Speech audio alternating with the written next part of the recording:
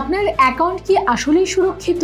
OTP বা pin নম্বর share করার আগে আরেকবার ভাবুন, কারণ আপনার একটি ছোট্ট অসতর্কে মুহূর্তেই ফাঁকা হয়ে যেতে পারে সারা জীবনের সঞ্চয়।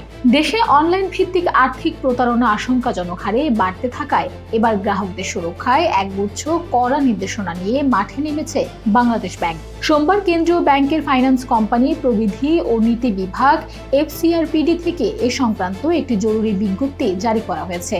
দেশের সব ফাইন্যান্স কোম্পানির প্রধান নির্বাহীদের কাছে পাঠানো এই নির্দেশনায় গ্রাহকদের সর্বোচ্চ সতর্ক থাকার পরামর্শ দেওয়া হয়েছে।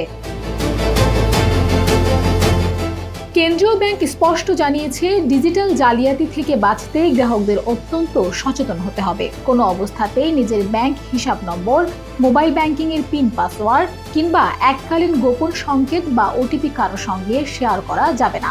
একই সঙ্গে সামাজিক যোগাযোগ মাধ্যম বা বিভিন্ন অনলাইন প্ল্যাটফর্ম বাংলাদেশ ব্যাংক, বিশ্ব ব্যাংক, IMF কিংবা ADBর নাম ভাঙিয়ে যদি কেউ জামানতবিহীন ঋণ বা বড় বিনিয়োগের লোভ দেখায়, তবে তা সরাসরি এড়িয়ে চলতে বলা হয়েছে।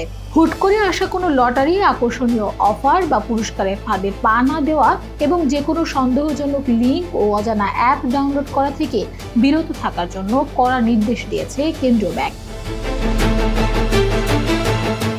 গ্রাহকদের যে কোনো ব্যাংকিং ও আর্থিক সেবা সংক্রান্ত অভিযোগ দ্রুত নিষ্পত্তি করতে বাংলাদেশ ব্যাংকের হটলাইন নম্বর 16236 সর্বক্ষণিক চালু রয়েছে।